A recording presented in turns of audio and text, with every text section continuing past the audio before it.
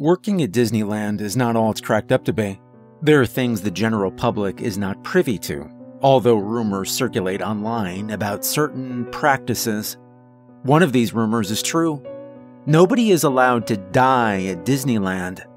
As part of the Anaheim Fire EMT team, we're on site for more serious events. The park staff, known as cast members, have their own team of trained personnel. They deal with everything from small cuts and scrapes to ride-induced sickness.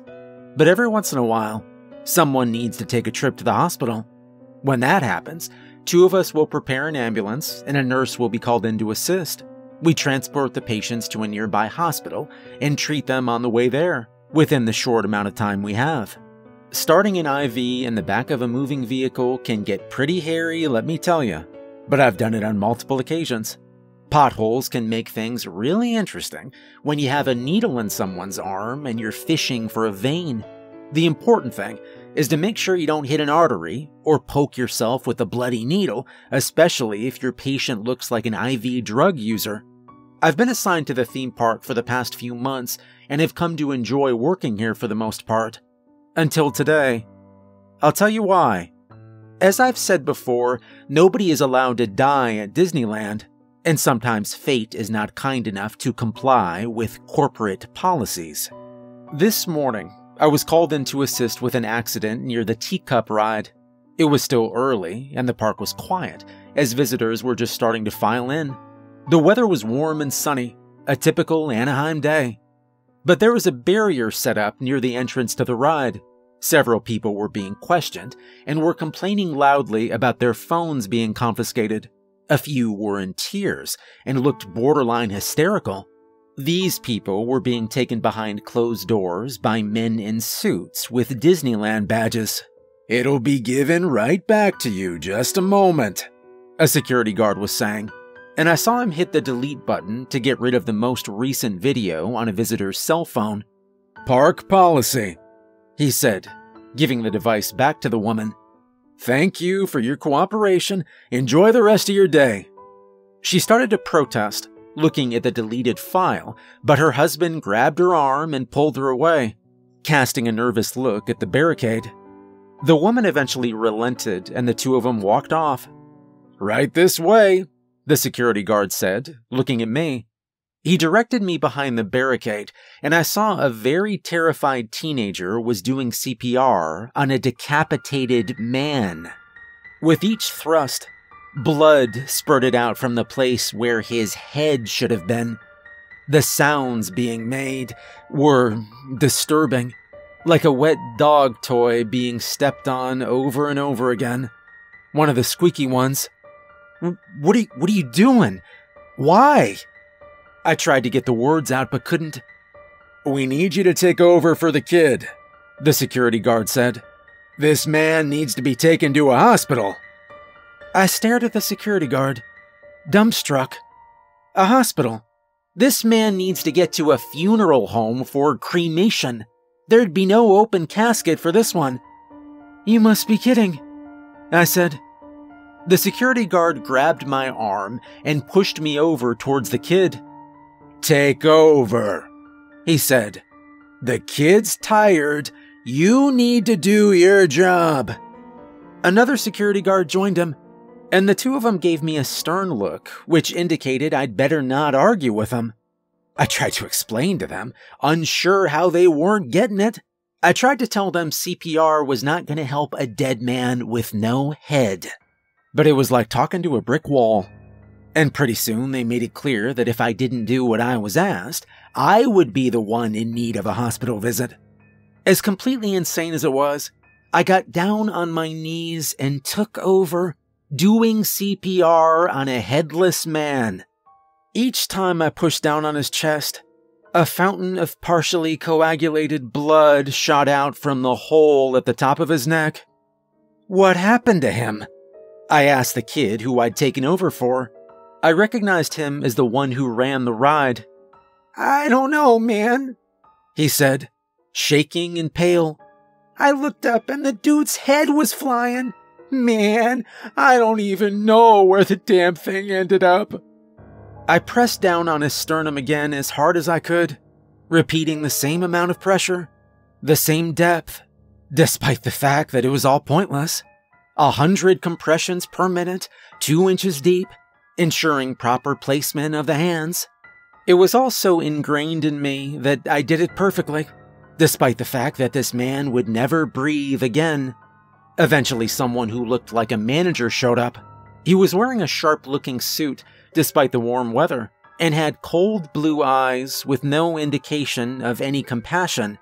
"Hey, these guys wanted me to keep doing CPR?" I told him, quickly sensing that he was in charge of this clown show. Can I stop now? He's obviously dead." The man in the dark suit shook his head. "Keep going. Don't stop." He had a look about him that I didn't like. A cold, angry sort of feeling came off the man, like a dark aura. I decided not to argue with him. "Get Bill from Cryo up here," he told one of the security guards. "Tell him to bring the gurney."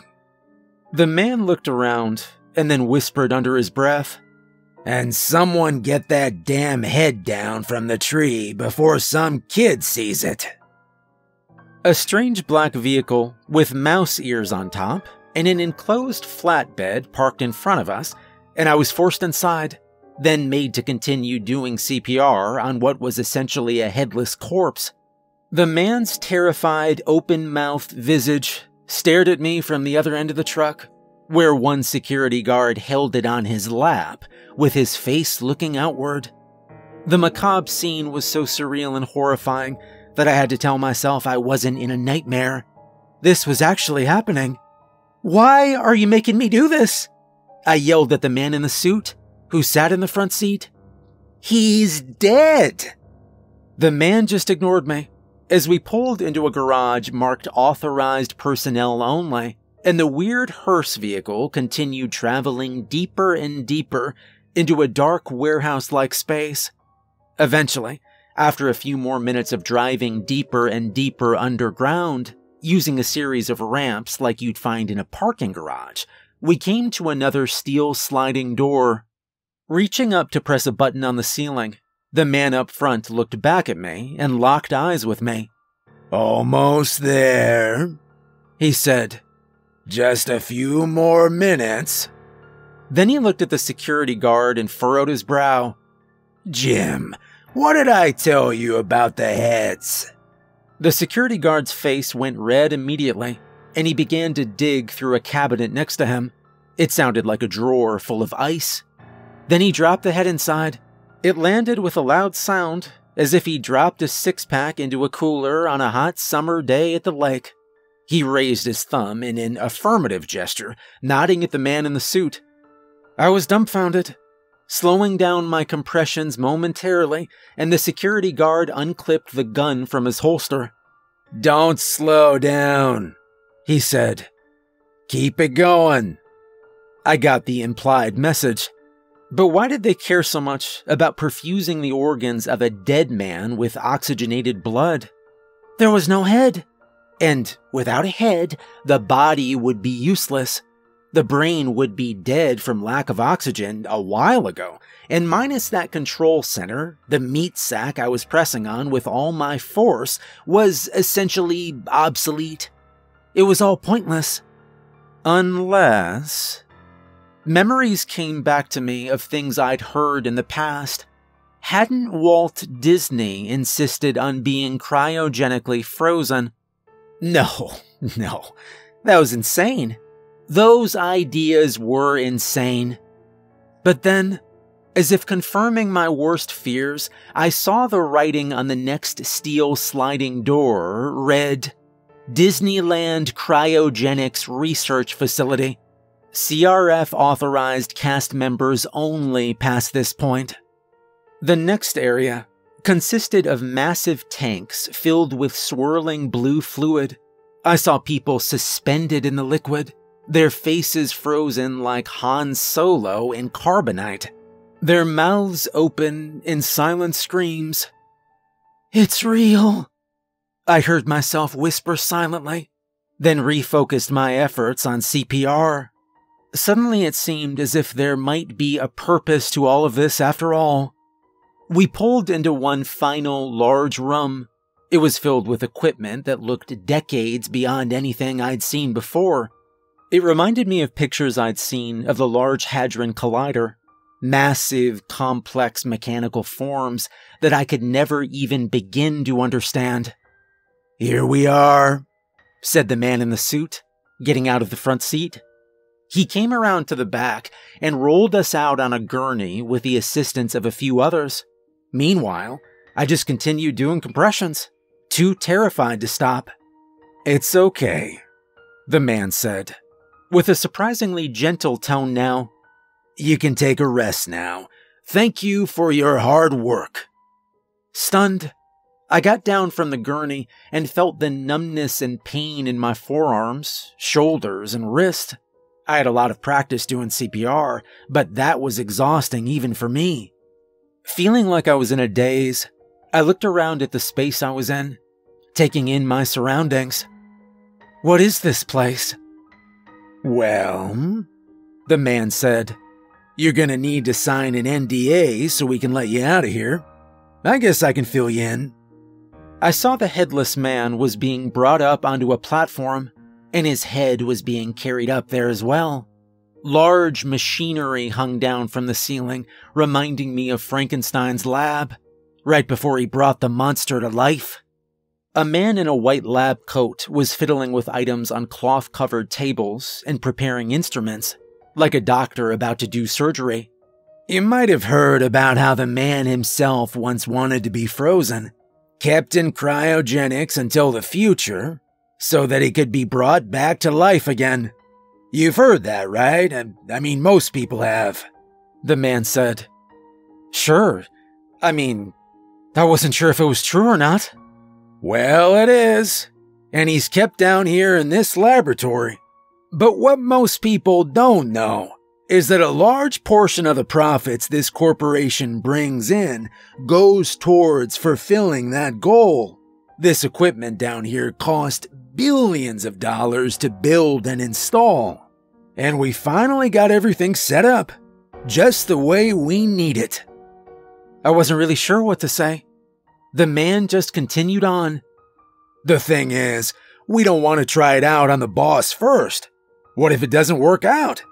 So we've been experimenting with other, volunteers. That's why we had people frozen down here.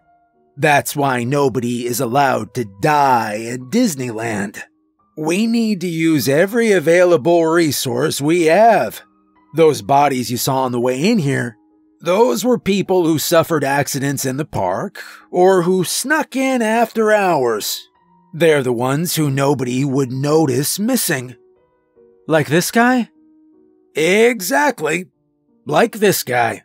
Do you know he has no family or extended relations? Robert Biggs here is 34 years old, lives alone, and his only real joy in life is coming to Disneyland." My throat felt tight. My stomach began to drop, and it was like there was a concrete block sitting inside my gut all of a sudden. "What are you doing to him?" I asked, watching as the man in the lab coat skewered his head atop a shiny, sharp steel rod, as if he were a giant piece of barbecue meat. "A shish kebab." The wet sounds of blood and viscera being pushed aside could be heard as he slid into place. Bob's head wobbled back and forth slightly, and then was still. "We're gonna help him," the man said. "Just like we've been helping so many others who died in this park. Or should I say almost died in this park."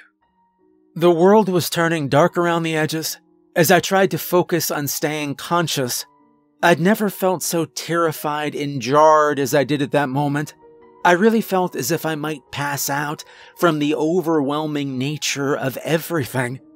But I shook it off and told myself to snap out of it. Who knew what these people would do to me if my lights went out? I imagined myself waking up as a victim of their twisted experiments. A man with 2 different sets of arms, and a second head maybe. I shuddered. "Right this way," the man in the suit said, leading me towards a small steel table. For the first time when he spoke, I saw something else in his eyes. Something hard and dark, like a second entity living within his gaze. A second pair of eyes looking back at me from inside. "Here's the agreement we'll need you to sign," he said, holding out a pen and pointing at a stack of papers 3 inches thick. "Take your time and read it through. You don't want to sign something you don't understand." His voice was amicable enough, but the look of the contract told me otherwise. Not only was it as thick as a book, it was typed in what appeared to be a 4 or maybe 5-point font, single-spaced, and written complexly. The first sentence was 3 pages long. I looked up at the dead man on the platform and watched in horror as the man in the lab coat attached electrodes to his head and lowered a massive device that looked like a huge laser pointer, directing a beam of energy at his forehead. The dead man began to convulse and shake, his eyes blinking open and closed. His arms started moving up and down, his legs pumping as if he were on a stationary bicycle. "Holy shit," I muttered, trying to tear my eyes away from the scene unfolding up there so that I could read the first sentence of the NDA again. Or try to. It was a brain buster. "The party hereto therefore referred to as the viewer will be obligated to, on the completion of this contract, and without prior understanding of the event heretofore referred to as the disturbance, will..." I got to about the same part as before, then blinked my eyes as the words became fuzzy and I lost my place amidst the jumble of tiny letters. It was utterly unreadable. "All set?" the man in the suit asked, flipping pages until we were at the back of the stack, at a spot marked signature. My eyes drifted up to the platform again, and I saw the dead man was now actually beginning to sit up. He was looking around the room dully, like someone who'd just woken from a long sleep. "Impossible," I whispered. "That's impossible." With a shaky hand, I signed the contract, my signature barely legible. "Perfect. Now, I think you've deserved to have the rest of the day off, don't you?" "To reflect," the man said. I nodded my head, giving the man his pen back. "Hey, Jim, show this man out, and get him a ride home. He shouldn't be driving after all he's been through." He patted my shoulder in a condescending way. "You've had such a busy day. Go home and get some sleep." I went with the security guard to the waiting vehicle, and the man in the suit called after me. "Don't forget about the NDA. You can't tell anyone about this." I turned around, not saying anything. When I got home, I realized I needed to tell someone. The NDA be damned, I thought. I'm typing this out to share this with all of you. It's too important. They're stealing corpses and forcing them into undead servitude. That's some evil shit. That's like end of the world, zombies taking over, apocalypse level evil shit. The man in the suit suddenly made me think of a necromancer, some evil sorcerer bent on keeping people alive against their will. I was starting to think that he wasn't a man at all, but something else, as I thought back to the thing I'd seen hiding in his gaze. Who knows what endless tasks the dead of Disneyland are being forced into by that dark modern-day wizard? Someone has to do something about it, and maybe this is the first step towards stopping him. Edit 1. I got a weird email right after posting this. It was a highlighted portion of my contract. I'm trying to make it out, but it's something about the consequences of breaking the NDA, something about forfeiture of life and livelihood. I'm starting to get a little worried. Edit 2. Okay, it's only been a couple minutes, but I'm getting freaked out. There's somebody outside my window. They've been moaning and groaning, and they're walking around in my garden, scraping their fingernails against the window glass. I've tried calling the cops, but it doesn't go through. It's like somebody messed with my phone and hacked it, so I can't call the emergency numbers. It just goes straight through to the Disney Plus sales department. Your call is very important to us. Please hold. Edit 3. Someone's trying to get in my front door. There's more than one of them. I can hear them trampling through the garden and scratching at the wood. I need to get out of here. I'm gonna make a run for it. If you don't hear from me again, stay away from Disneyland. And whatever you do, try not to die if you go there. You might wake up as a soldier in the undead army of Walt Disney.